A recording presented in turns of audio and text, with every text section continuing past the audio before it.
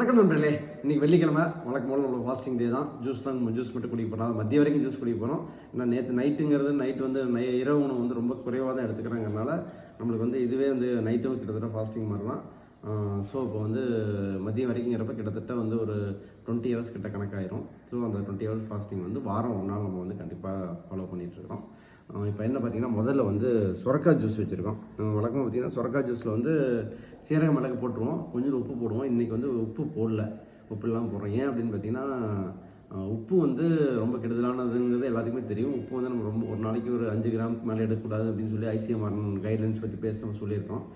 அதனால் சும்மா உப்பு இல்லாமல் இருந்தால் எப்படி இருக்குது டேஸ்ட் பார்க்கலாம் அப்படிங்கிறதுக்காக போட்டு வச்சுருக்கோம். டேஸ்ட் பண்ணி பார்த்துருவோம்.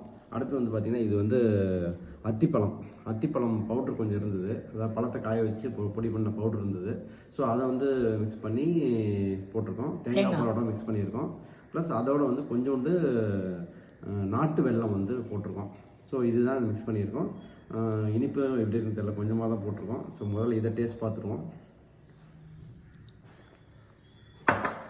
ஓகே, உப்பு இல்லாமல் கொஞ்சம் சுமாராக தான் இருக்குது.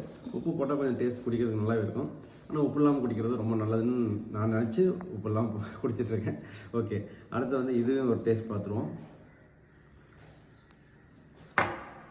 ஓகே, இது கொஞ்சம் இனிப்பு அதிகமாக இருக்குது. சித்திராவுக்கு ரொம்ப பிடிக்கும்னு நினைக்கிறேன்.